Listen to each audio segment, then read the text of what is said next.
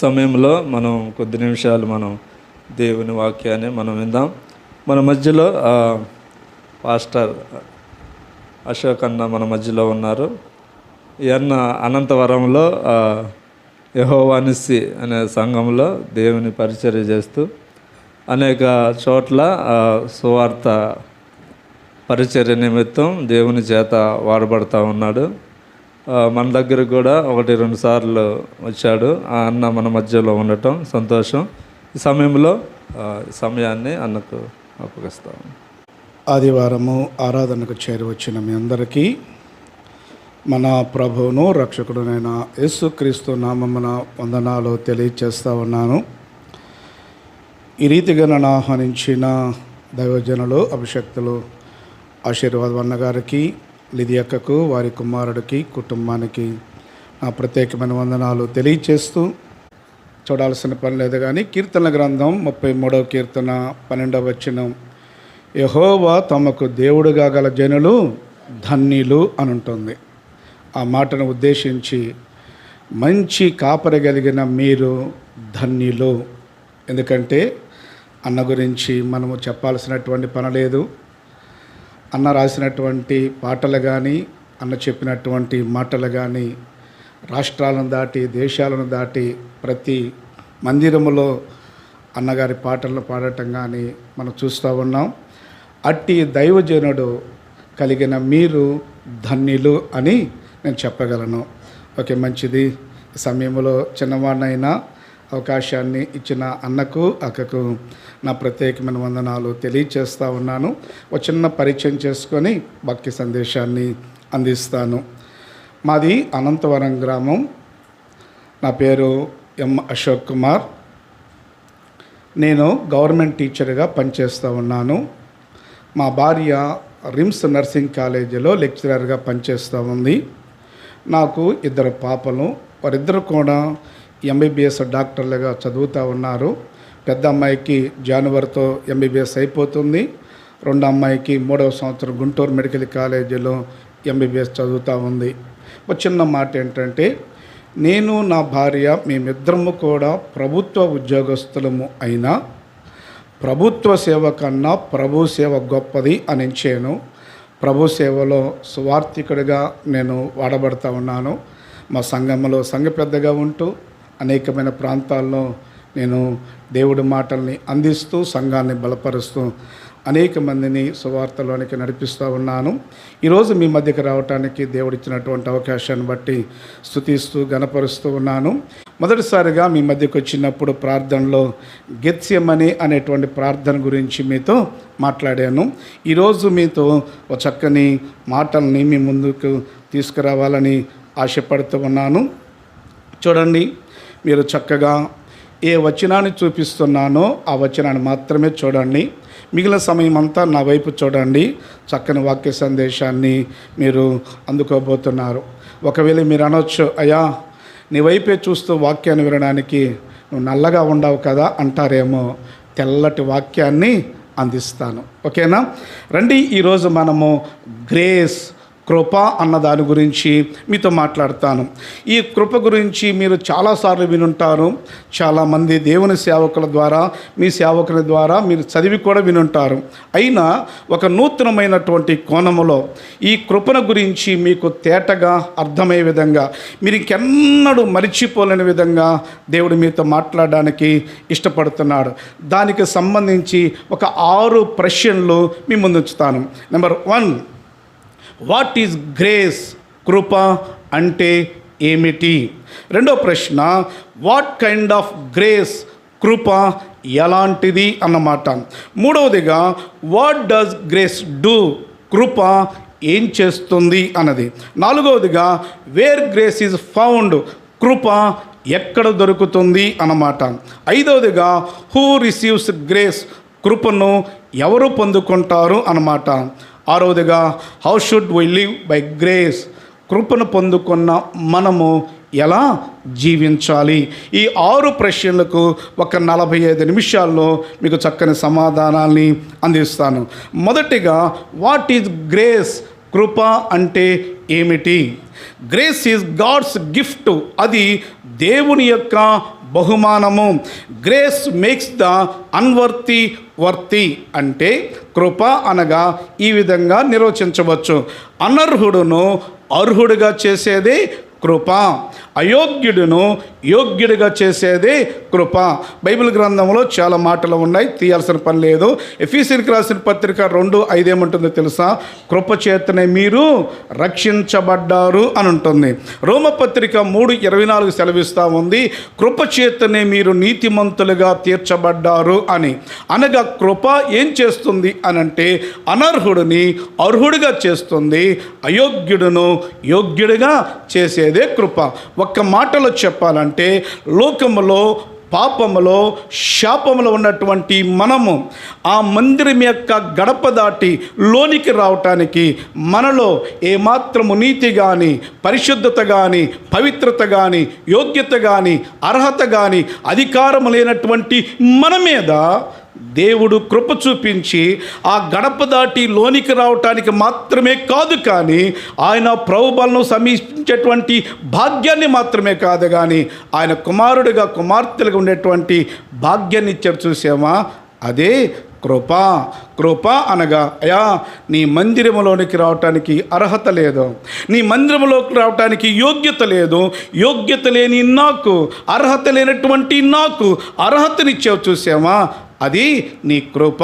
కృప అనగా అనర్హుడును అర్హుడిగా చేసేది, అయోగ్యుడును యోగ్యుడిగా చేసేది. రెండవదిగా కృప ఎలాంటిది త్వరగా చూద్దామా? చూడండి, కీర్తన గ్రంథం 36వ కీర్తన 7వ వచనం చూడండి, త్వరగా చదువుతారా? కీర్తన గ్రంథం 36వ కీర్తన 7వ వచనం, దేవా నీ కృప ఎంతో అమూల్యమైనది. Oh God, your grace is precious. నీ కృప అమూల్యమైనది అని ఉంటుంది. రెండో మాట చూడండి, కీర్తన గ్రంథం 57వ కీర్తన 9వ వచనం. కీర్తన గ్రంథం 57వ కీర్తన 9వ వచనం, నీ కృప ఆకాశము కంటే ఎత్తైనది. Your grace is higher than the sky. నీ కృప ఆకాశము కంటే ఎత్తైనది. మూడో మాట చూస్తారా? కీర్తన గ్రంథం 63వ కీర్తన 3వ వచనం. కీర్తన గ్రంథం 63వ కీర్తన 3వ వచనం, నీ కృప జీవము కంటే ఉత్తమమైనది. Your grace is better than life. నీ కృప జీవము కంటే ఉత్తమమైనది అన్నమాట. అంత మాత్రమే కాదు, చివరిగా ఒక మాట చూస్తారా? 136వ కీర్తన 136వ కీర్తన చూడండి. 136వ కీర్తన 1వ వచనం, యెహోవా దయాళుడు, ఆయనకు కృతజ్ఞతాస్తుతులు చెల్లించండి, ఆయన కృప నిరంతరముండును. Your grace is eternal. ఈ అధ్యాయాన్ని కృపా అధ్యాయము అని అంటారు. ఈ 136వ కీర్తనలో 26 వచనాలు ఉంటాయి. ఆ 26 వచనం, ప్రతి వచనం ముగింపులో ఆయన కృప నిరంతరముండును, ఆయన కృప నిరంతరముండును. ఎర్ర సముద్రం ఎదురవనేగాక ఆయన కృప నిరంతరముండును. శత్రువులు ఎదుర్రానివిగాక ఆయన కృప నిరంతరముండును. ఎరుకో కోట కూడా ఎదుర్రానివిగాక ఆయన కృప నిరంతరముండును అన్నటువంటి ఈ కృపా అధ్యాయము. 4 మాటలు చెప్పాను, నా వైపు చూడండి. ఆయన కృప అమూల్యమైనది, మూల్యము చెల్లించలేనటువంటిది. రెండవదిగా ఆయన కృప మన పట్ల ఆకాశము కంటే ఎత్తైనది. చాలాసార్లు మనం మన పిల్లలతో అంటాం కదా, నాన్న అరే పాప నేనంటే నీకు ఎంత ఇష్టమురా అని అంటాము. మమ్మీ ఇంత ఇష్టము అని అంటాడు. ఇంతేనా నాన్న అని అంటే ఇంత మమ్మీ అని అంటాడు. అంతేనా నాన్న అంటే వాడికి ఇక ఏమి చేయలేక ఇంత మమ్మీ అని అంటాడు. కానీ దేవుడి దగ్గరికి వచ్చి మనము, దేవా నా పట్ల నీ కృప ఎంత ఎత్తు అని అంటే ఇంత ఎత్తునా, లేదంటే మేఘములు అంత ఎత్తునా, లేదా సూర్యచంద్ర నక్షత్రాల కంటేనా, ఆకాశం అంత ఎత్తునా అని అంటే దేవుడు చెప్పే మాట ఏంటి తెలుసా? నీకు కనపడుతున్న ఆకాశం అంత కాదు, ఆకాశము కంటే ఎత్తైనటువంటిది. ఎంత అద్భుతమైందో కదా. నీ పట్ల నా కృప ఆకాశము కంటే ఎత్తైనటువంటిది, నీ జీవితము కంటే ఉత్తమమైనటువంటిది, నిత్యమైనది, శాశ్వతమైనది, నిరంతరమైనది అన్న విషయాన్ని జ్ఞాపకం చేస్తున్నాను. 4 మాటలు చెప్పాను. అమూల్యమైనది, ఆకాశము కంటే ఎత్తైనది, ఈ జీవితము కంటే ఉత్తమమైనది, అది నిత్యమైనది, నిరంతరమైనది. మూడో మాట, కృప ఏం చేస్తుంది? ఈ మాటల్ని జాగ్రత్తగా వినాలని మనవి చేస్తూ ఉన్నాను. మూడో ప్రశ్న మనం చూస్తున్నాం, కృప ఏం చేస్తుంది? ఈ కృప ఏం చేస్తుందో మీతో ఎక్కడెక్కడ వచనాలు చూపించడానికి ఇష్టపడటం లేదు, కానీ ఒక వ్యక్తి జీవితాన్ని మీ ముందుంచుతాను. ఆ వ్యక్తి జీవితంలో కృప ఉంటే, ఒక కుటుంబం మీద కృప ఉంటే ఏం జరుగుతుందో చక్కని మాటలను మీ ముందుంచుతాను. బైబిల్ గ్రంథంలో మొట్టమొదటి కృప పొందిన వ్యక్తి ఎవరు? బైబిల్ గ్రంథంలో మొట్టమొదటి కృప పొందిన వ్యక్తి ఎవరు? నోవా. బైబిల్ గ్రంథంలో మొట్టమొదటి కృప పొందిన వ్యక్తి నోవా. ఈ నోవా జీవితంలో నుంచి కృప ఏం చేస్తుందో 4 విషయాలు మీ ముందుంచుతాను. రండి, ఆదికాండం 6వ అధ్యాయము. ఆదికాండం 6వ అధ్యాయము, మనము 7వ అధ్యాయాన్ని 8వ అధ్యాయాన్ని మనం ఈరోజు చూడబోతున్నాం. చూడండి, ఆదికాండం 6వ అధ్యాయము 8వ వచనం. అయితే నోవహు యెహోవా దృష్టి యందు కృప పొందినవాడాయను అన్న మాటను చూస్తున్నాం. ఒక వ్యక్తి కృప పొందుకుంటే ఏం జరుగుతుందో మీకు గుర్తుండిపోయే విధంగా 4 మాటలు చూపిస్తాను. రండి, మొదటిగా 7వ అధ్యాయం, ఆదికాండం 7వ అధ్యాయము 17వ వచనం. 17వ వచనం.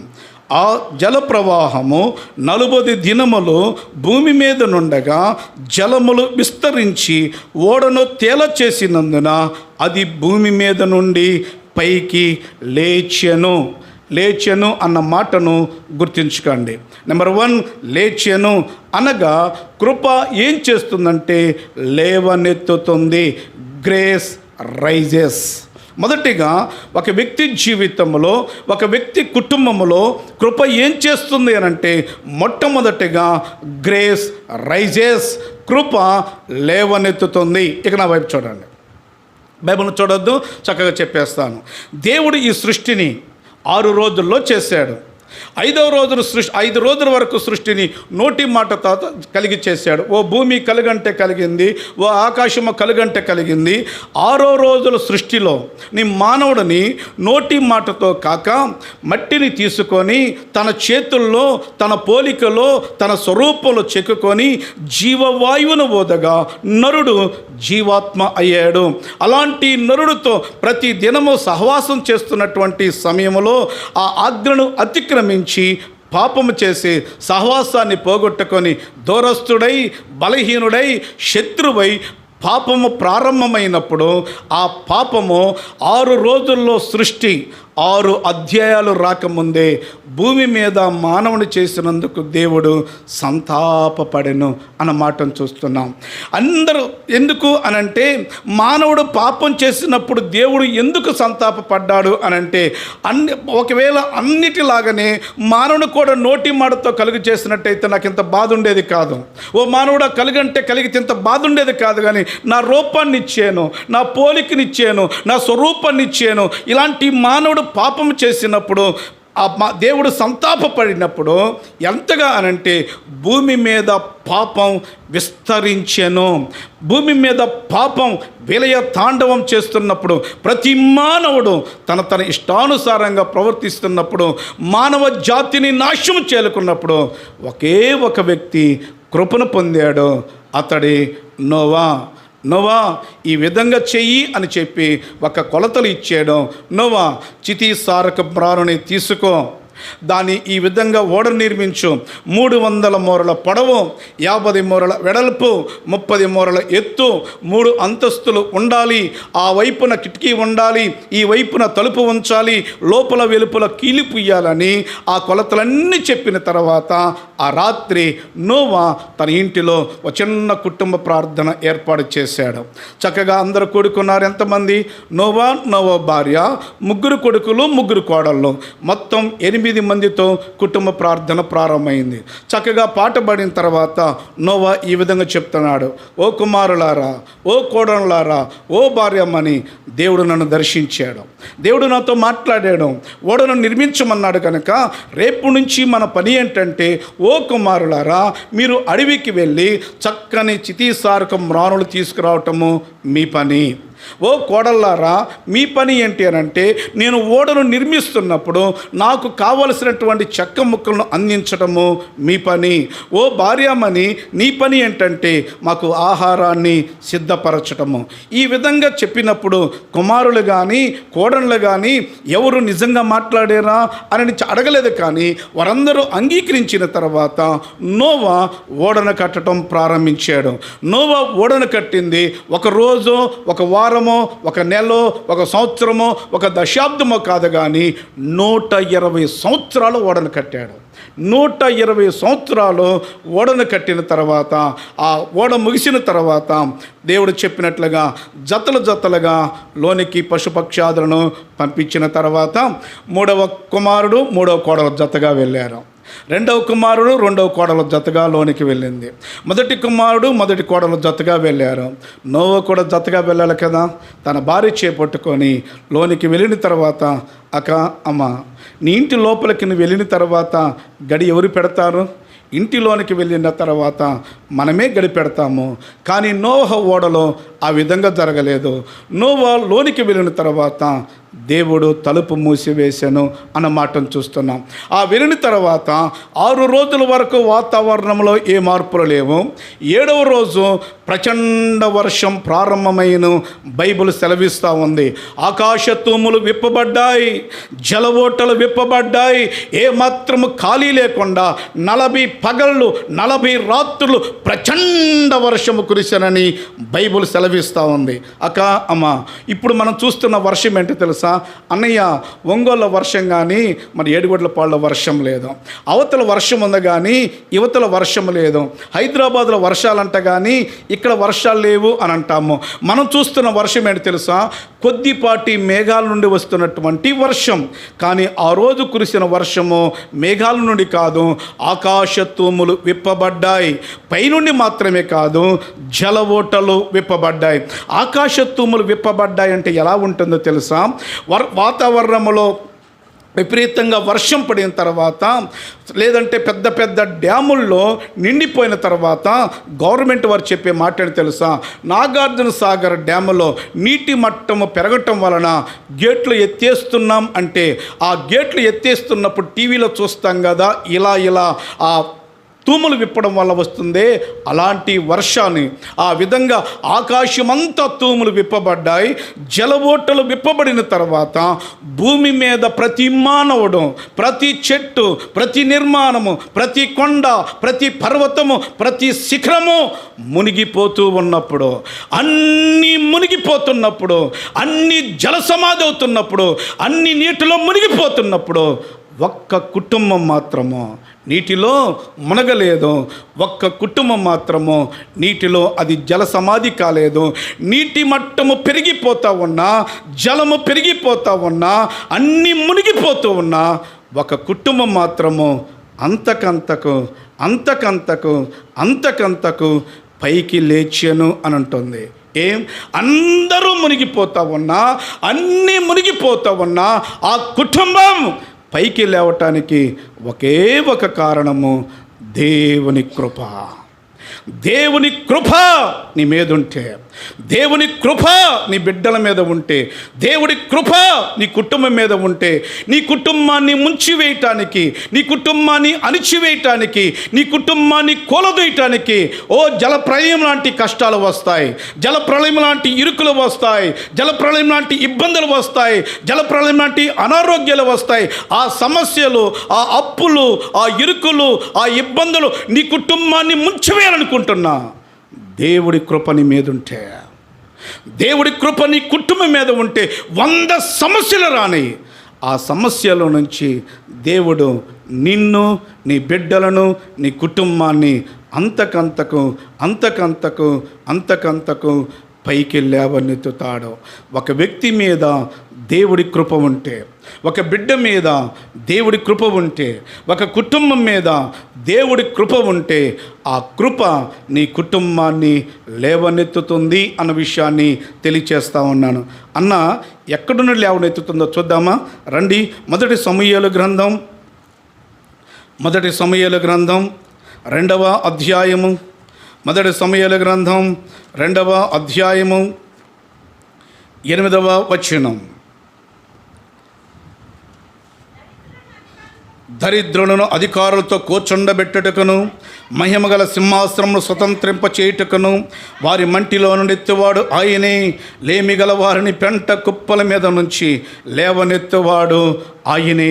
ఒకవేళ నీ స్థితి మంటి పరిస్థితిలాగా ఉందేమో, నీ స్థితి నేల లాంటి పరిస్థితిగా ఉందేమో, లేవలేని పరిస్థితిలో ఉన్నావేమో, పెంట కుప్పల మీద ఉన్నావేమో, పెంట కుప్పల మీద ఉన్నా, నేల మీద లాని ఉన్నా, మంటి మీద నువ్వు ఉన్నా, మహిమగలటువంటి సింహాసనమునకు లేవనెత్తువాడు దేవుడి కృప అన్న విషయాన్ని తెలియచేస్తా ఉన్నాను. మొట్టమొదటగా గ్రేస్ రైజెస్, కృప లేవనెత్తుతుంది. చెప్పండి ఏంటక్క? కృప లేవనెత్తుతుంది. గ్రేస్ రైజెస్ ఎక్కడ నుంచి? మంటిలో నుండి ఎక్కడికి? మహిమగల సింహాసనమునకు. నేల నుండి ఎక్కడికి? నింగికి. దరిద్రులను అధికారులతో కూర్చుండబెట్టడకు లేవనెత్తేదే దేవుని యొక్క కృప. రెండో మాట చూద్దాం రండి. కృప ఏం చేస్తుందో. ఆదికాండం 7వ అధ్యాయము 18వ వచనం. ఆదికాండం 7వ అధ్యాయము 18వ వచనం. జలములు భూమి మీద ప్రచండముగా ప్రబలి మిక్కిలి విస్తరించినప్పుడు ఓడ నీళ్ల మీద నడిచెను. నెంబర్ 2 నడిచెను. మొదటిగా లేచెను అనగా లేవనెత్తుతుంది అని.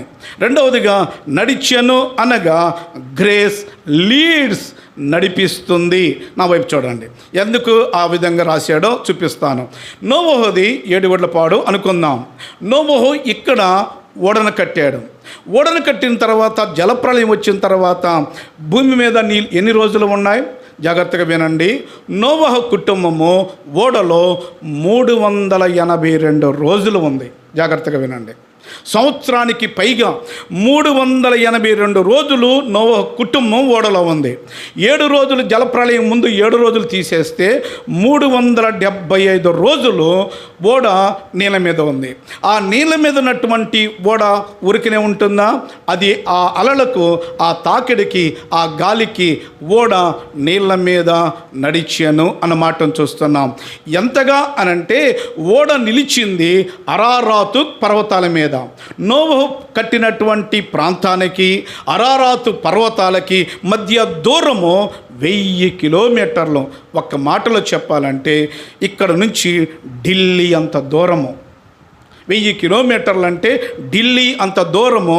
బైబిల్ ఏమంటుంది? అంత దూరము ఓడ నీళ్ళ మీద నడిచెను అని ఉంటుంది. జాగ్రత్తగా వినండి. జలప్రళయాన్ని తప్పించుకోవటానికి, జలప్రళయం నుంచి ప్రాణాలు కోపటానికి చాలామంది పరుగులెత్తారు, చాలామంది నడక ప్రారంభించారు, చాలామంది యాత్ర ప్రారంభించారు. కానీ వారందరూ నడవలేక జలప్రళయములో జల సమాధి అయిపోతే ఒక్క కుటుంబం మాత్రము జలములో మునిగిపోకుండా జలముల మీద నడిచెను అన్న మాటను చూస్తున్నాం. ఆ కుటుంబము జలముల మీద నడవటానికి ఒకే ఒక కారణము దేవుని కృప. దేవుడి కృప నీ మీద ఉంటే, దేవుడి కృప నీ కుటుంబం మీద ఉంటే, నీవు నీ విశ్వాస యాత్రలో విశ్వాసమునకు కర్తయు దాన్ని కొనసాగించేటువంటి యేసు వైపు నీ విశ్వాస యాత్రను, జీవిత ప్రయాణాన్ని ప్రారంభించినప్పుడు నీ నడకను ఆపివేయటానికి ఎర్ర సముద్రం ఎదురొస్తుంది. నీ నడకను ఆపివేయటానికి ఎరుకో కోట గోడలు ఎదురొస్తాయి. నీ నడకను ఆపివేయటానికి యోర్దాన్ లాంటి నదులు ఎదురొస్తాయి. అయినా ఎర్ర సముద్రం ఎదురొచ్చినా, ఎరుకో కోట గోడలు అడ్డొచ్చినా, యోర్దాను నది వచ్చినా కానీ నీ విశ్వాస యాత్రను కొనసాగించేది ఒకే ఒకటి, దేవుని కృప. దేవుడి కృప నీ కుటుంబం మీద లేకపోతే, దేవుడి కృప నీ మీద లేకపోతే విశ్వాస యాత్రను ప్రారంభించవచ్చేమో. కానీ ఎంతమంది దేవుడి కృప లేక నిలిచిపోయిన వారు లేరు? ఎంతమంది ఆగిపోయిన వారు లేరు, ఎంతమంది వెనుదిరిగిన వారు లేరు. ప్రారంభంలో చాలా భక్తిగా, ప్రారంభంలో చాలా విశ్వాసంగా ఉండి సమస్యలు వచ్చిందనో, కష్టం వచ్చిందనో, అనారోగ్యం వచ్చిందనో, ఇక నేను మందిరానికి రాను, ఇక దేవుణ్ణి ఆరాధించనని ఎంతమంది వెనుదిరిగిన వారు లేరు, ఎంతమంది ఆగిపోయిన వారు లేరు, ఎంతమంది దూరమైన వారు లేరు, ఎంతమంది అక్కడే కూలబడిపోయిన వారు లేరు. కానీ దేవుడి కృప నీ మీద ఉంటే ఆ కృప నిన్ను గమ్యానికి నడిపిస్తుంది అన్న విషయాన్ని జ్ఞాపకం చేస్తున్నాను. ఈ మాటను ఉద్దేశించి ఒక మాట చూపిస్తాను రండి. కీర్తన గ్రంథం 48వ కీర్తన చూడండి. 48వ కీర్తన గ్రంథం 48వ కీర్తన 14వ వచనము. ఈ దేవుడు సదాకాలము మనకు దేవుడై ఉన్నాడు, మరణము వరకు ఆయన మనలను నడిపించును. ఎంతవరకు అక్క? మరణము వరకు నడిపిస్తాడు. నీ విశ్వాస యాత్రను ప్రారంభించినప్పుడు మధ్యలోనే నిలిచిపోవు, మధ్యలోనే ఆగిపోవు.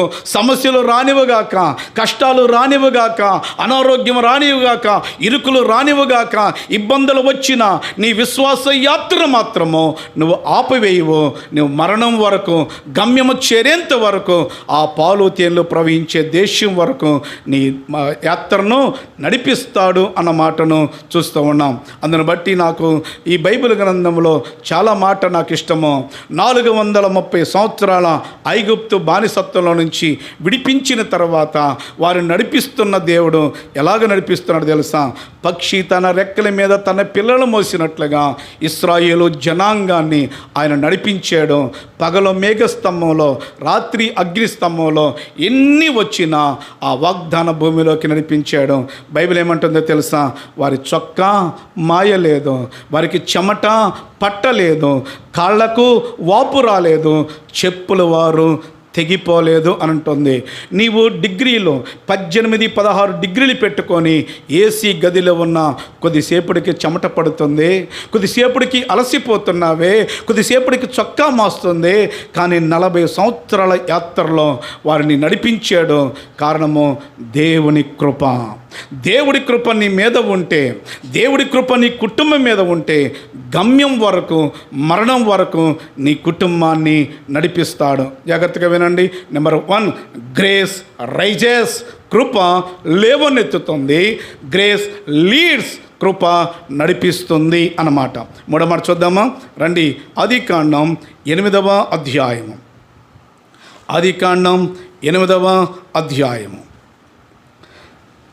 ఆదికాండం 8వ అధ్యాయము 4వ వచనం. 7వ నెల 17వ దినమున ఓడ అరారాతు కొండల మీద నిలిచెను. నెంబర్ 3, నిలిచెను అనగా నిలబెడుతుంది. నెంబర్ 1, లేచెను, లేవనెత్తుతాడు. నడిచెను, నడిపిస్తాడు. నిలిచెను, నిలబెడతాడు. Grace rises, grace leads, grace sustains. ఆ ఓడను ఎక్కడ? అన్నిటికన్నా ఎత్తైనటువంటి శిఖరమైన అరారాతు కొండల మీద ఆ దేవుడు ఆ కుటుంబాన్ని నిలబెట్టాడు అన్న విషయాన్ని. దేవుడి కృప మన మీద ఉంటే, దేవుడి కృప యవనస్తుల మీద ఉంటే, దేవుడి కృప నీ బిడ్డల మీద ఉంటే, మీ బిడ్డలను ఉన్నతమైన స్థానములో, ఉన్నతమైన స్థలాల్లో దేవుడు నిలబెడతాడు అన్న విషయాన్ని దాని సహాయకరంగా మార్చొస్తారా రండి. యెషయా గ్రంథం 54వ అధ్యాయము. యెషయా గ్రంథం 58వ అధ్యాయము 14వ వచనం. యెషయా గ్రంథం 58వ అధ్యాయము 14వ వచనం. నీవు యెహోవాయందు ఆనందించెదవు. యెషయా గ్రంథం 58:14. నీవు యెహోవాయందు ఆనందించెదవు. దేశం యొక్క ఉన్నతమైన స్థలం మీద నేను నిన్ను ఎక్కించేదను, నేను నిన్ను నిలబెట్టేదను అన్న మాటను. అయ్యా నువ్వు అనొచ్చు, ఒకవేళ నిలబట్టడానికి నాకు శక్తి లేదే, నిలబట్టడానికి నాకు బలం లేదే అంటే దేవుడు వాక్యం సెలవిస్తూ ఉంది. కీర్తన గ్రంథం 18వ కీర్తన 33వ వచనం చూస్తారా మాట. కీర్తన గ్రంథం 18వ కీర్తన 33వ వచనం.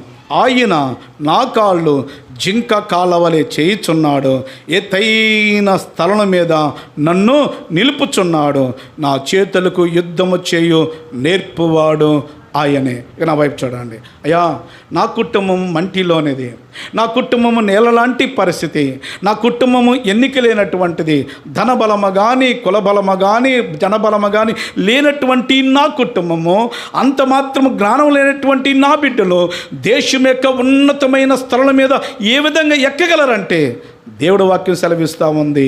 నీవెక్కటానికి బలము లేకపోవచ్చు, నీవెక్కడానికి శక్తి లేకపోవచ్చు, కానీ నీ కాళ్ళను జింక కాళ్ళ వలె చేసి, నీ కాళ్ళను లేడి కాళ్ళ వలె చేసి, వాటికి బలమునిచ్చి శక్తినిచ్చి నువ్వు ఎక్కలేకపోతే నేను చెయ్యి పెట్టి ఎక్కించి దేశం యొక్క ఉన్నతమైన స్థలాల మీద నేను నిలుపుతాను.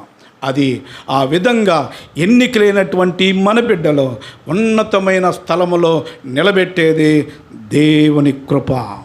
దేవుడి కృప నీ బిడ్డల మీద ఉంటే, దేవుడి కృప నీ కుటుంబం మీద ఉంటే జరిగేటువంటి మూడవ కార్యము ఉన్నతమైన స్థలాల్లో వారు నిలబెడతారు. నువ్వు అనొచ్చేమో, ఈ చిన్న బిడ్డలను చూస్తున్నాం కదా, ఇప్పుడు ఆరాధ్య లాంటి చిన్న బిడ్డల్ని వాళ్ళ అమ్మలు అనుకుంటారు కదా, ఇప్పుడు అరే ఈ పాప ఏంటి అనని నువ్వు అంటావు ఒకనొక రోజు, అన్నయ్య ఇది పుట్టినప్పుడు ఎంత అవుతుందని నేను అనుకోలేదన్నయ్య, వీడు పుట్టినప్పుడు ఇలా ఉన్నాడేట్రా ఎలాగనుకున్నాను, కానీ ఈరోజు వాడు ఒక ఉన్నతమైన స్థానంలో, ఆ బ్యాంకులో వాడు చెప్పిందే శాస్త్రం అన్నా, ఆఫీసులో వాడే మేనేజర్ అన్నా, ఆ గ్రామంలో వాడిదే పెత్తనమన్నా, దేశం యొక్క ఉన్నతమైన స్థలాల మీద నీ బిడ్డలను కూర్చోబెట్టగలిగేది దేవుని కృప. అందరూ మరణిస్తున్నారు, అందరూ జలసమాధి అవుతున్నా నోవా కుటుంబం మాత్రము ఉన్నతమైన స్థలం మీద నిలవటానికి ఒకే ఒక కారణం దేవుని కృప. 3 మాటలు చెప్పాను. కృప లేవనెత్తుతుంది, కృప నడిపిస్తుంది, కృప నిలబెడుతుంది. 4వ మాట చూస్తారా రండి. ఆదికాండం 9వ అధ్యాయము చూడండి. ఆదికాండం 9వ అధ్యాయము 1వ వచనము. మరియు దేవుడు నోవహును అతని కుమారులను ఆశీర్వదించి, మీరు ఫలించి అభివృద్ధి పొంది భూమిని నింపండి. 4వదిగా గ్రేస్ బ్లెషెస్, 4వదిగా కృప ఆశీర్వాదాన్ని తెస్తుంది. నోవహు ఓడలో నుంచి బయటకు రాగానే దేవుడు ఈ విధంగా నోవహును ఆశీర్వదిస్తున్నాడు. నోవా, మీరు ఫలించి అభివృద్ధి పొంది విస్తరించి భూమిని నిండించి ఏలుబడి చేయండి అన్నాడు. ఈ ఆశీర్వాదం ఎక్కడిది? ఈ ఆశీర్వాదాన్ని మనం ఎక్కడ విన్నాం? ఆదికాండము 1వ అధ్యాయము 28వ వచనం చూడండి. ఆదికాండం 1వ అధ్యాయము 28వ వచనం. దేవుడు వారిని ఆశీర్వదించును, ఎట్లనగా మీరు ఫలించి అభివృద్ధి పొంది విస్తరించి భూమిని నిండించి దానిని లోబరుచుకొనండి. జాగ్రత్తగా వినండి. ఆ ఆశీర్వాదము ఆదాము అవ్వల ఆశీర్వాదము. చెయ్యవద్దన్న పని చేసి ఆశీర్వాదాన్ని పోగొట్టుకుంటే, చెప్పిన పనిని చెప్పినట్లుగా చేసి ఆశీర్వాదాన్ని పొందుకున్నాడు నోవా. చెయ్యవద్దన్న పని చేసి ఆశీర్వాదాన్ని పోగొట్టుకున్నాడు ఆదాము. చెయ్యమన్న పని చేసి, బైబిల్ ఏమంటుంది తెలుసా, నోవహు అట్లు చేశాను అని అంటుంది. అనగా దేవుడు చెప్పినట్లు చేసి కోల్పోయిన ఆశీర్వాదాన్ని నోవా కుటుంబం పొందుకుంది. అమ్మ, నీ తరాల్లో నీ తరాల్లో నీ కుటుంబ సభ్యుల్లో పాతవారు దేవుడి మీద తిరుగుబాటు చేసి నీ కుటుంబం మీదకి శాపాన్ని తెచ్చారేమో, ఆ శాపం నీ కుటుంబం మీద ఏలుబడి చేస్తుందేమో, ఆ శాపం తరతరాల నుంచి నీ కుటుంబం మీదకి వస్తుందేమో.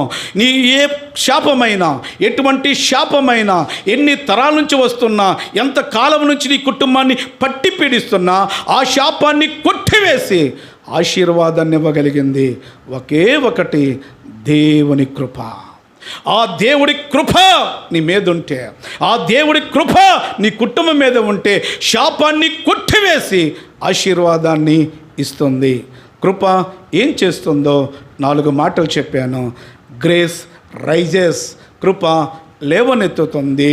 గ్రేస్ లీడ్స్, కృప నడిపిస్తుంది. గ్రేస్ సస్టైన్స్, కృప నిలబెడుతుంది.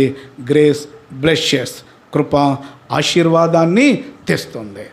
లేవనెత్తుతుంది, నడిపిస్తుంది, నిలబెడుతుంది, ఆశీర్వాదాన్ని ఇస్తుంది. అన్న, ఇంత అమూల్యమైన కృప, ఆ ఆకాశము కంటే ఎత్తైన కృప, నా జీవము కంటే ఉత్తమమైన కృప నాతో నా భర్త నా బిడ్డలు, నా భార్య లేకపోయినా నాతో నిరంతరము నిత్యం ఉండేటువంటి ఆ కృప ఎక్కడ దొరుకుతుందన్నా? ఆ కృప ఎక్కడ దొరుకుతుందో నాకు కావాలి. ఆ కృపను పొందుకొని ఈ ప్రదేశం నుంచి వెళ్ళాలి. ఈరోజు ఆ కృపను పొందుకోవటానికి నేను వచ్చాను.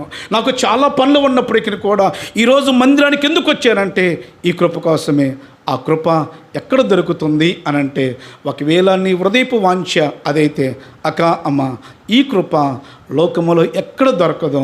ఈ కృప డీమార్ట్లోనూ పెద్ద పెద్ద షాపింగ్ మాల్లో దొరకదు. కానీ ఆ కృప ఎక్కడ దొరుకుతుందో చూపిస్తాను. నాలుగోదిగా కృప ఎక్కడ దొరుకుతుందనంటే, అందరూ చూద్దామన్నమాట. రండి, హెబ్రీయులకు రాసిన పత్రిక 4వ అధ్యాయము 16వ వచనం. హెబ్రీయులకు రాసిన పత్రిక 4వ అధ్యాయము 16వ వచనం. గనుక మనము కనికరింపబడి సమయోచితమైన సహాయము కొరకు కృప పొందునట్లు ధైర్యముతో కృపాసనం యొద్దకు చేరుదము. 4వ ప్రశ్న, అన్న ఎంత మంచి కృప ఎక్కడ దొరుకుతుంది అనంటే, కృపాసనము, థ్రోన్ ఆఫ్ గ్రేస్. జాగ్రత్తగా వినండి, ఇక నా వైపు చూడండి. ఆ కృప ఎక్కడ దొరుకుతుంది అనంటే కృపాసనం అని చెప్పాం కదా. అంతకి కృపాసనం ఎక్కడుందన్నా అనంటే ప్రత్యక్ష గుడారం దగ్గరికి వెళ్ళాలి. ప్రత్యక్ష గుడారంలో ఆవరణం, పరిశుద్ధ స్థలం, అతి పరిశుద్ధ స్థలం. ఆవరణములో బలిపీఠం, గంగాళం. అతి పరిశుద్ధ స్థలములో దీపవృక్షపు బల్ల, సముఖపు రొట్టెల బల్ల, ధూపవేదిక. ఆ పరిశుద్ధ స్థలానికి అతి పరిశుద్ధ స్థలానికి మధ్యలో తెర ఉంటుంది. ఆ లోపల ఉండేది మందసము. ఆ మందసం మీద 2 కెరూబులు ఇలా రెక్కలు తగిలే విధంగా ఇలా చాచి ఉంటాయి కదా. దాన్ని బంగారపు తాపడంతో పూర్తి చేయబడి ఉండేది కృపాసనము. ప్రధాన యాజకుడు సంవత్సరమునకు ఒక్కసారిగా ఆ కృపాసనం మీదకు సాగిలిపడినప్పుడు ఆ కృపాసనం మీద నుంచి దేవుడు కృప చూపిస్తూ మాట్లాడేటువంటి వాడు. అదే కృపాసనము. మరి ప్రత్యక్ష గుడారములో అతి పరిశుద్ధ స్థలములో ఉండేదైతే ఇప్పుడు ఎక్కడ ఉంటుందనంటే, మనం ఉంటున్నటువంటి దేవుని మందిరములోని అతి పరిశుద్ధ స్థలములో కృపాసనం ఉంటుంది. ఆ కృపాసనం మీదకు నువ్వు వస్తే కృపను పొందుకుంటావు. లేదా ఆ కృపాసనకు సాదృశ్యమైన బైబిల్ గ్రంథాన్ని నువ్వెక్కడ పట్టుకొని, నీ ఇంటిలో అయినా, నీ వంటగదిలైనా, నీ రూములైనా సరే దాన్ని ముందు ఉంచుకొని ఈ కృపాసనం ముందు సాగిలపడగలిగితే నీవు కృపను పొందుకుంటావు. కృప ఎక్కడ దొరుకుతుందంటే బైబిల్లో దొరుకుతుంది, లేదా దేవుని మందిరంలో ఉన్నటువంటి అతి పరిశుద్ధ స్థలములో దొరుకుతుంది. ఈరోజు ఆ కృపను పొందుకోవటానికి వచ్చావు కదా, దేవుడు మందిరంలోకి వచ్చావు కదా, అతి పరిశుద్ధ స్థలములోనికి కృపాసనం మీదకి వచ్చావు కదా. అయినా వచ్చిన వారందరూ కృప పొందుకుంటారన్నా? వచ్చిన వారందరూ కృప పొందుకుంటారంటే అలా పొందుకోరాక. జాగ్రత్తగా వినండి. అయితే ఎవరు పొందుకుంటారయ్యా కృప? అతి పరిశుద్ధ స్థలములో కృపాసనం మీద కృప ఉందని చెప్పావు కదా. ఆ కృప దగ్గరికే నేను వచ్చాను కదా, మందిరానికే నేను వచ్చాను కదా, అతి పరిశుద్ధ స్థలాన్ని చూస్తున్నా కదా. మరి వచ్చిన వారందరికీ కృప దొరుకుతుంది అంటున్నావు, మరి ఎవరికి దొరికిద్దయ్యా? 5వ ప్రశ్న, కృప ఎవరికి దొరుకుతుంది? కృపను ఎవరు పొందుకుంటారంటే రండి అందరూ చూడండి అన్నమాట. రోమాపత్రిక 10వ అధ్యాయము చూడండి, చాలా చక్కని మాట అక్కడ ఉంటుంది.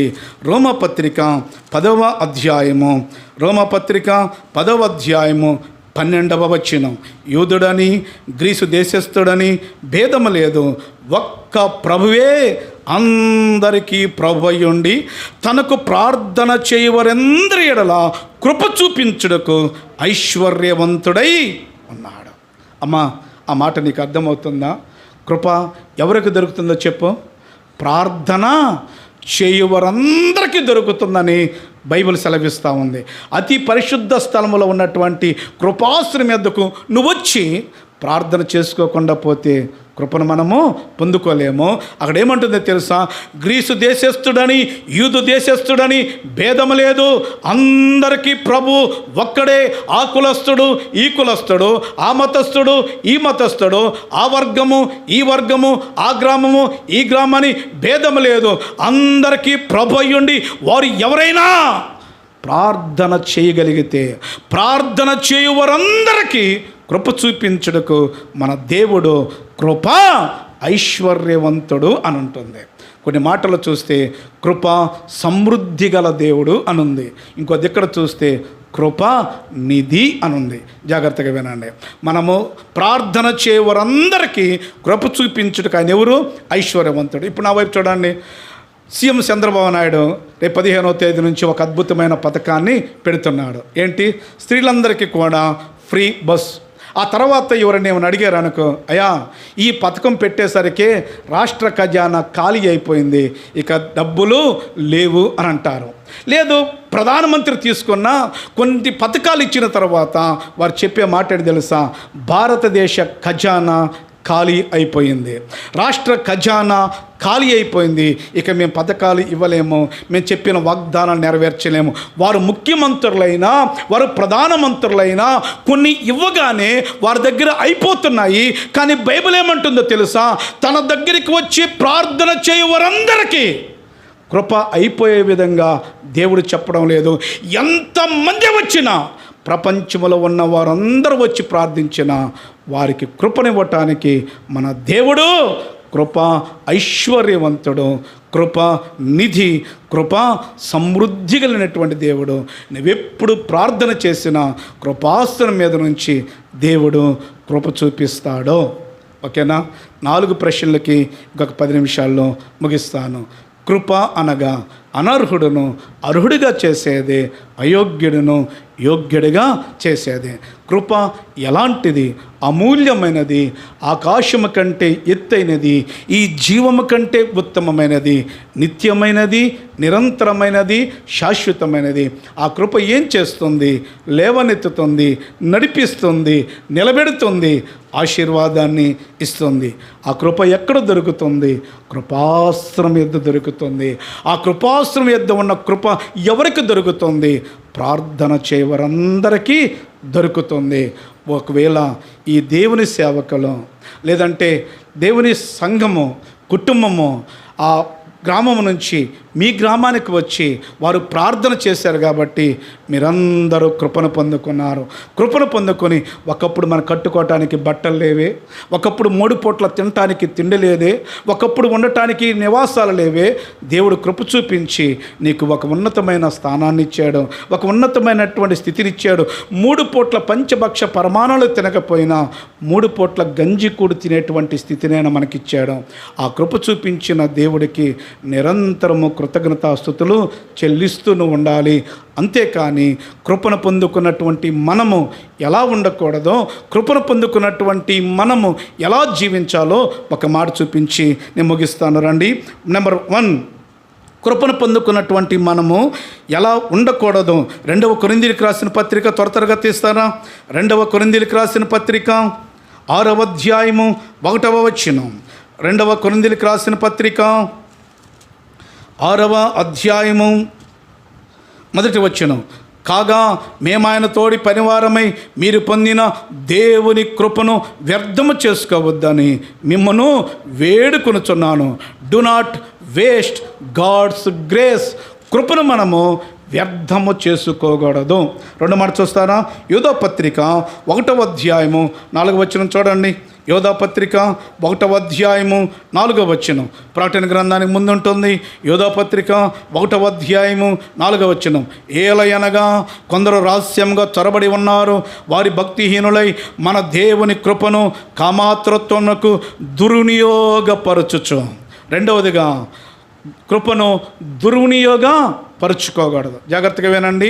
కృపను పొందుకున్నటువంటి మనము దాన్ని వ్యర్థము చేసుకోకూడదు, దాన్ని దుర్వినియోగం చేసుకోకూడదు. నా వైపు చూడండి. ఎక్కడో గాడిదలు కాచున్నటువంటి, గాడిదను వెతుకుతున్నటువంటి సౌలుని తీసుకొచ్చి ఇజ్రాయేలు దేశానికి మొదటి రాజును చేస్తే ఆ కృపను పొందుకున్నటువంటి సౌలు కృపను వ్యర్థము చేసుకున్నాడు. ఆ కృపను వ్యర్థము చేసుకున్నటువంటి సౌలును సింహాసనం మీద నుంచి విసర్జించి పడేయటమే కాదు, తరతరాలకు కృపను దూరము చేసుకున్నాడు. ఎక్కడో అద్భుతమైనటువంటి ఇజ్రాయేలు ప్రవక్త ఉన్నటువంటి బిలాము బహుమానాల నిమిత్తము కృపను దుర్వినియోగం చేసుకున్నాడు, దిక్కుమాలిన మరణాన్ని పొందాడు. ఎన్నికలైనటువంటి ఇస్కరియోతు యోధాను తన శిష్యుడిగా అంగీకరించి ముఖ్యమైన స్థానాన్ని ఇస్తే ఆ కృపను వ్యర్థము చేసుకొని ధనాపేక్ష కలిగి ఆ కృపను దుర్వినియోగపరుచుకొని 30 వెండి నాణేలకు యేసు ప్రభును అమ్మివేసి భ్రష్టుడిగా మిగిలిపోయాడు. వాళ్ళందరూ ఎవరో తెలుసా? కృపను దుర్వినియోగం చేసుకున్నటువంటి వారు, కృపను వ్యర్థము చేసుకున్నటువంటి వారు. అక్క, అమ్మ, నీవు కూడా కృప చూపించి ఒక మంచి స్థితినిచ్చాడా?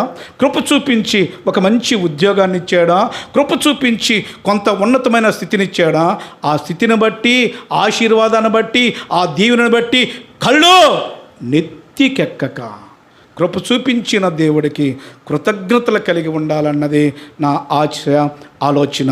అలా కాకుండా కృపలో ఎలా ఉండాలో చూద్దామా? మార్చడండి. 2వ కొరింథీయులకు రాసిన పత్రిక 8:7. 2వ కొరింథీయులకు రాసిన పత్రిక 8వ అధ్యాయము 7వ వచనం. 2వ కొరింథీయులకు రాసిన పత్రిక 8వ అధ్యాయము 7వ వచనము చివరి భాగములో, మీకు మా ఎడలోనున్న ప్రేమ యందును ఎలాగూ అభివృద్ధి పొందుచున్నారో అలాగే మీరు ఈ కృప యందు కూడా అభివృద్ధి పొందాలి. కృపలో మనము అభివృద్ధి పొందాలి. 2వ మాట చూస్తారా? అపోస్తుల కార్యముల గ్రంథం 13వ అధ్యాయము 43వ వచనం. అపోస్తుల కార్యముల గ్రంథం 13వ అధ్యాయము 13వ అధ్యాయము 43వ వచనములో, సమాజ మందిరంలోని వారు లేచిన తర్వాత అనేకులు యూదులను, భక్తిపరులైన యోధా మత ప్రవిష్టులను, పౌలును, బర్నబాను వెంబడించిరి. వీరు వారితో మాట్లాడొచ్చు దేవుని కృపయందు నిలకడగా ఉండాలని వారిని హెచ్చరించారు. మొదటిగా దేవుడి కృపలో అభివృద్ధి పొందాలి. రెండవదిగా దేవుడి కృపలో మనము స్థిరత్వము కలిగి నిలకడగా ఉండాలి. అప్పుడు ఏం జరుగుతుంది చూద్దాం రండి. యోహాను శుభవార్త 1:16. అప్పుడు ఏం జరుగుతుందో చూపిస్తాను. యోహాను శుభవార్త 1వ అధ్యాయము 16వ వచనం. ఆయన పరిపూర్ణతలో నుండి మనందరము కృప వెంబడి కృపను పొందితిమి. ఇక నా వైపు చూడండి.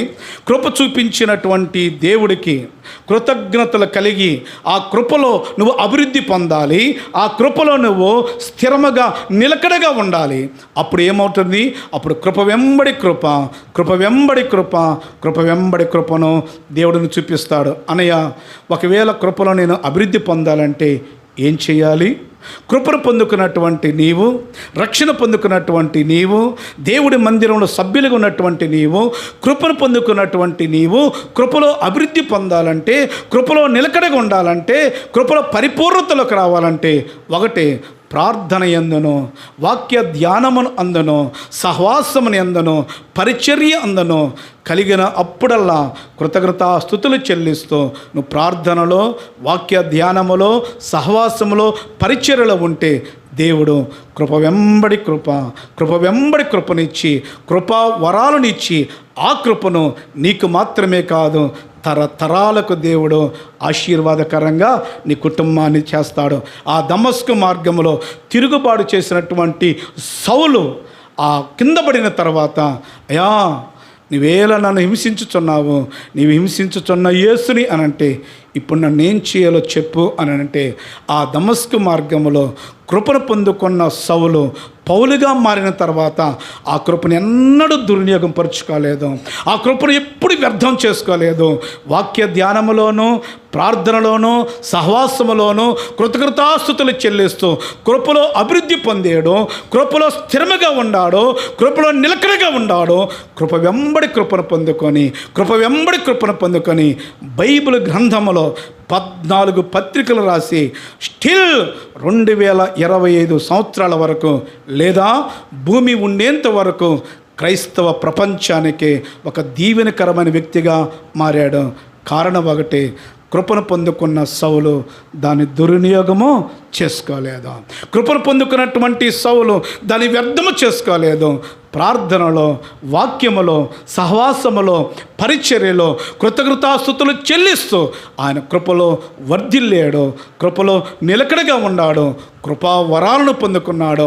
ఈరోజు ప్రపంచానికి ఒక దీవెనకరంగా మారాడు. ఈ సమయంలో కృపను పొందుకోవాలంటే ఒకే ఒక మార్గము, కృపాస్త్రం ఎద్దకు రావాలి. ఆ వచ్చిన నీవు ఒక చిన్న ప్రార్థన చేయగలిగితే కృప చూపించడకు దేవుడు ఐశ్వర్యవంతుడు. ఒక మాట చూడండి, నేను ముగిచ్చేస్తాను. మొదటి సమయాల గ్రంథం చూడండి. మొదటి సమయాల గ్రంథం చూసి నేను ముగిచ్చేస్తాను. మొదటి సమయాల గ్రంథం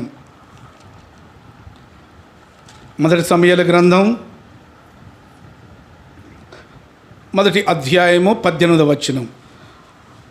ఆమె అతనితో, నీ సేవకులను నేను నీ దృష్టికి కృపనందుదునుగాక అనే మాటను మనం చూస్తూ ఉన్నాం. 18వ వచనంలో హన్నా కృపను పొందింది. అదే మొదటి సమయాల గ్రంథం చివరి మాట చూడండి, ముగిచ్చేస్తాను. చివరి అధ్యాయము మొదటి సమయాల గ్రంథం 30వ అధ్యాయము. మొదటి సమయాల గ్రంథం 30వ అధ్యాయము 6వ వచనం. దావీదు మిక్కిలి దుఃఖపడిను, మరియు తమ కుమారులను బట్టి కుమార్తెలను బట్టి జనులందరికీ ప్రాణము విసిగినందున రాళ్ళు రువి దావీదును చంపుదమరండని వారు చెప్పుకొనగా, దావీదు తన దేవుడైన యెహోవాను బట్టి ధైర్యము తెచ్చుకొనెను. పిమ్మడ దావీదు ఏఫోదు తెమ్మని యాజకుడగు అహీమెలెకు కుమారుడైన అబ్యాతారుతో చెప్పగా, అబ్యాతారు ఏఫోదును దావీదు వద్దకు తీసుకుని వచ్చెను. నేను ఈ దండును తరిమినెడల దాన్ని కలుసుకొందునా అని యెహోవా యొద్ద విచారణ చేయగా. 18వ వచనం. ఇలాగున దావీదు అమాలేకులు దోచుకొని పోయిన దానంతటిని తిరిగి తెచ్చుకొనెను. మరియు అతడు తన 2 భార్యలు రక్షించెను. కుమారులనేమి కుమార్తెలనేమి దోపుడు సొమ్మేమి వారు ఎత్తుకొని పోయిన దానంతటిలో కొద్దిదేమి గొప్పదేమి ఏది తక్కువ కాకుండా దావీదు చీపురుపులతో సహా సమస్తమును రక్షించుకొనెను. చాలు. ఇక నా వైపు చూడండి, బైబిల్ మూసేద్దాము. ఇక్కడ ఇద్దరు మీకు చూపిస్తాను, నా మాటలు ముగిస్తాను. హన్నా అనేటువంటి ఆమె తన గొడ్రాలితనము తనను కృంగదీస్తూ ఉంది. ఆ గొడ్రాలితనము అవమానాన్ని తీసుకొస్తూ ఉంది, దుఃఖాన్ని మిగిలిస్తూ ఉంది, కన్నీరే అన్నపానీయంగా చేస్తూ ఉంది. అంతకు మించి తన సవతి పెనిన్న మాటలకు ఆమె కృంగిపోతూ లేవలేని పరిస్థితుల్లో, నిలవలేనటువంటి పరిస్థితుల్లో అన్నపానీయములుగా దుఃఖంలో ఉండి రోధిస్తూ ఉన్న సమయంలో అలానే ఉండిపోలేదు. కానీ నా బ్రతికింతే, నా రాతింతే, నా కష్టం ఇంతే, నా దరిద్రం ఇంతే అనుకోలేదు. కానీ ఒకానొక రోజు యెహోవాను బట్టి ధైర్యము తెచ్చుకొని షిలోహు మందిరములోనికి వెళ్ళి హృదయాన్ని కుమ్మరించి, దేవా కృప చూపించు అని ధైర్యముతో కృపాశ్రమం ఎద్దకు వెళ్ళింది. ఏలి అంటున్నాడు కదా, అన్న సమాధానముగా వెళ్ళము, నీవు చేసిన మనవని దేవుడు విన్నాడు, ఆలకించాడు, సంవత్సరానికి అద్భుతమైన కుమారుణ్ణి పొందుకుంటావు. హన్నా అనగా కృప. ఆమె అవమానము, ఆమె గొడ్రాలితనము, ఆమె నింద లేవనెత్తిన పరిస్థితుల్లో ధైర్యముగా కృపాశ్రమం మీదకు వచ్చింది. ఏ నిందలను బట్టి నువ్వు దుఃఖిస్తున్నావో, ఏ పరిస్థితులను బట్టి విలపిస్తున్నావో, ఏ పరిస్థితులను బట్టి లేవలేనట్టు పరిస్థితుల్లో ఉన్నావో, కృపాశ్రమం మీదకు నువ్వు ధైర్యంగా రావాలి. కృపాశ్రమం మీదకు విశ్వాసంతో రావాలి. ధైర్యంగా కృపాశ్రమం మీదకు వచ్చి ప్రార్థన చేయగలిగితే హన్నాకు జవాబిచ్చిన దేవుడు, హన్నాకు కృప చూపించిన దేవుడు నేటికి సజీవుడు. నీకు కృప చూపించడానికి ఆ కృప ఐశ్వర్యవంతుడు సిద్ధముగా ఉన్నాడు. రెండవ మాట, దావీదు సిగ్లకు ప్రాంతంలో ఉండి యుద్ధానికి వెళ్ళినప్పుడు శత్రులందరూ వచ్చి దావీదు గుడారాలను తగులుబెట్టి వారి భార్యలను, పిల్లలను సమస్తమును దోచుకొని పోయారు. వారు తిరిగి వచ్చిన తర్వాత దావీదు 400 మందితో వచ్చి ఈ బూడిదిగా మిగిలిపోయింది ఏంటి ఇలాంటి పరిస్థితులని దావీదు దిక్కులు పిక్కటిల్లేలా ఏడ్చుడుకు శక్తి లేక కూలబడిపోయాడు. అలాంటి పరిస్థితుల్లో అప్పుడు దాకా మిత్రులైనటువంటి ఆ సేవకులు 400 మంది, ఈ పరిస్థితికి వీడే కదా కారణం, మన భార్యను ఎత్తుకొని పోయారు, మన సంపదను దోచుకొని పోయారు, వీటంతటికి వీడే కదా కారణము, వీడిని రాళ్ళు రువి చంపుదామని 400 మంది రాళ్ళు తీసుకుంటున్నప్పుడు ఏం చేయాలో అర్థం కాని పరిస్థితుల్లో బైబిల్ ఏమంటుందో తెలుసా? యెహోవాని బట్టి ధైర్యము తెచ్చుకొని, లేవలేని పరిస్థితుల్లో, ఏడవలేని పరిస్థితుల్లో, నిలబడలేని పరిస్థితుల్లో యెహోవాని బట్టి ధైర్యము తెచ్చుకొని, అబ్యాతారో యోఫోదును తీసుకురా అని చెప్పి యోఫోదును ధరించుకొని కృపాశ్రీ మీదకి వెళ్ళి, దేవా ఈ దండును తరిమినెడల నేను కలుసుకుందనా, ఈ శత్రువును తరిమినెడల కలుసుకుందనంటే వెలో నిశ్చయముగా వారిని కలుసుకుంటావని దేవుడు వాక్కు సెలవీయగా వెళ్ళి, బైబిల్ ఏమంటుంది? పిల్లలనేమి పెద్దలనేమి, కొద్దిదేమి పెద్దదేమి సమస్తమును దావీదు రక్షించుకున్నాడు. ఈరోజు ఒకవేళ నీ అజ్ఞానం వలన, నీ తెలివి తక్కువతనం వలన కోల్పోయేవేమో, నష్టపోయేవేమో, ఆశీర్వాదాన్ని చూడలేకపోతున్నావేమో, దీవెని చూడలేకపోతున్నావేమో, రోధిస్తూ ఉన్నావేమో, విలపిస్తూ ఉన్నావేమో, ధైర్యంగా ఈ మధ్యాహ్న కాల సమయమున కృపాశ్రం మీదకు వచ్చి, దేవా ఒకప్పుడు నా కుటుంబం బాగుండేదయ్యా, ఒకప్పుడు నా జీవితం బాగుండేది, ఒకప్పుడు నా పిల్లలు బాగుండేరే, ఈరోజు సాతానుడు దోసుకొని పోయాడు. నా కుటుంబంలో నెమ్మది లేదు, నా కుటుంబంలో శాంతి లేదు, నా కుటుంబంలో సమాధానం లేదు, సమస్తాన్ని పోగొట్టుకున్నాను ప్రభా అని కృపాశ్రం మీద ధైర్యంగా ప్రార్థన చేయగలిగితే, దావీదుకు కృప చూపించిన దేవుడు నీకు కృప చూపించి ఏమైతే కోల్పోయావో వాటన్నిటిని తిరిగి ఇవ్వటానికి, సమస్తమును పొందుకోవటానికి, కృప చూపించటానికి ఆ కృపా సమృద్ధి గల దేవుడు ఇష్టపడుతూ ఉన్నాడు. లేవలేని పరిస్థితిలో ఉన్నావా? కృప లేవనెత్తుతుంది. నిలబడలేని లేదా నడవలేని పరిస్థితిలో ఉన్నావా? దేవుడి కృప నడిపిస్తుంది. నిలబడలేని పరిస్థితిలో ఉన్నావా? దేవుడి కృప నిలబెడుతుంది. శాపాన్ని అనుభవిస్తూ ఆశీర్వాదాన్ని చూడలేని పరిస్థితిలో ఉంటే ఈ మధ్యాహ్న కాల సమయమున ధైర్యముగా కృపాశ్రయం మీదకు వచ్చి ప్రభువా అని అన్నలాగా ప్రార్థన చేయగలిగితే, దావీదులాగా ధైర్యం తెచ్చుకొని ప్రార్థన చేయగలిగితే, సమయోచితమైన సహాయం కొరకు ధైర్యముగా కృపాశ్రయం మీదకు చేరితే, ఆ కృప చూపించడానికి ఆ కృపగల దేవుడు, కృపా సమృద్ధి గల దేవుడు, కృపానిధి కృప చూపించడానికి ఇష్టపడుతూ ఉండగా ఒక చిన్న ప్రార్థన చేద్దామా? తల వంచు. సమయాన్ని పెద్దలకు అప్పగిస్తాను. తల వంచు. ఒక్క నిమిషం ప్రార్థన చేస్తాను. యవన బిడ్డలు మోకాళ్ళ మీదకి రండి. యవన బిడ్డలు, మీ మీద దేవుడు కృప చూపించడానికి ఇష్టపడుతున్నాడు. మోకాళ్ళ మీదకి రాగలిగితే మోకాళ్ళ మీదకి రా. దేవుడు యవన కాలంలోనే నీ మీద కృప చూపించి, నీ ఊహకందనంతగా, నువ్వు ఎక్కలేనంతగా దేశం యొక్క ఉన్నతమైన స్థలముల మీద నేను కూర్చోబెట్టడానికి ఆ కృప కలిగినటువంటి దేవుడు నీ మీద కృప చూపించడానికి ఇష్టపడుతూ ఉండగా, యవన బిడ్డ మోకాళ్ళ మీదకి వచ్చి, దేవా నా మీద కృప చూపించు, నీ కృప నన్ను లేవనెత్తుతుంది, నీ కృప నన్ను నడిపిస్తుంది, నీ కృప నన్ను నిలబెడుతుంది, నీ కృప నన్ను ఆశీర్వాదాన్ని తెస్తుంది. ఆ కృప నాకు కావాలి ప్రభా. అమూల్యమైనటువంటి నీ కృప, ఆకాశము కంటే ఎత్తైనటువంటి నీ కృప, నా జీవము కంటే ఉత్తమమైనటువంటి నీ కృప, నాతో నిత్యము నిరంతరము శాశ్వతమైనటువంటి నీ కృప నాకు కావాలి. అయా కృపాశ్రీ మీదకు ధైర్యము రావడానికి నాకు ధైర్యము సరిపోవటం లేదు అయా. అయినప్పటికీ కూడా ధైర్యముగా నీ కృపాశ్రీ మీదకు వస్తే నువ్వు కృప చూపిస్తావని, నా యొద్దకు వచ్చి వారిని ఎంత మాత్రము త్రోసివేయక కృప చూపించేటువంటి ఐశ్వర్యవంతుడని నువ్వు నాతో మాట్లాడావు ప్రభా. నా కృప అయ్యా, ఆ కృప నాకు కావాలి. నా కుటుంబం లేవలేని పరిస్థితిలో ఉంది, నా బిడ్డలు నడవలేనటువంటి పరిస్థితిలో ఉన్నారు, నేను నిలబడలేని పరిస్థితిలో ఉన్నాము, మా కుటుంబము తరతరాల నుంచి శాపాన్ని అనుభవిస్తుంది. నీ ఆశీర్వాదము కావాలి. నేను నిలబడాలి ప్రభా, నేను నడవాలి ప్రభా, మరణం వరకు, గమ్యం వరకు, ఆ పాలు తేళ్లు ప్రవహించేటువంటి ఆ పరమ కణాను వరకు ప్రభా నేను నడవాలి. అలా నిలబడాలంటే, నిలబడాలి అని అంటే, ఆశీర్వాదాన్ని చూడాలంటే ఒకే ఒకటి నీ కృప. ఆ కృప నాకు కావాలని ఎందరైతే ధైర్యముగా నీ కృపాస్త్రం మీదకు వస్తున్నారో, ఎందరైతే ధైర్యముగా ప్రార్థన చేస్తున్నారో, ప్రార్థన చేస్తున్న మా బిడ్డలందరికీ మీరు కృప చూపించమని, కృపను కలిగి ప్రభా వారు వెళ్ళడానికి సహాయం చేయమని, ఈ శాలేమ ప్రార్థనా మందిరంలో ఉన్నటువంటి ప్రతి కుటుంబం మీదను, ఆ కుటుంబంలో ఉన్నటువంటి ప్రతి బిడ్డ మీదను, ఈ గ్రామం మీదను, ప్రత్యేకంగా ఈ సంఘం మీదను ప్రభా నీ కృప పగలు మేఘస్తంభంలా, రాత్రి గిరిస్తంభంలా నిరంతరము నిలిపి ఉంచమని ప్రత్యేకంగా ప్రభా మా దేవుని సేవకులు అభిషక్తులు అన్న మీద ప్రభా నీ అపారమైనటువంటి ఆకాశము కంటే ఎత్తైనటువంటి కృపను చూపించావు నాన్న.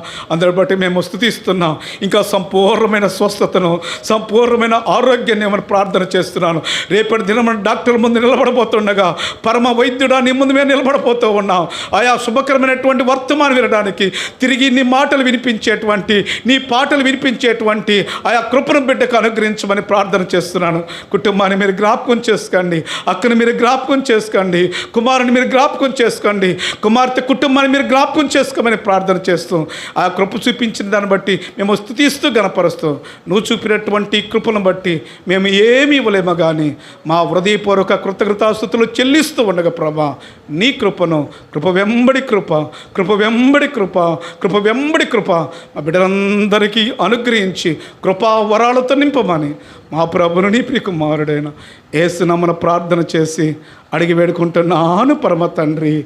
Amen amen amen.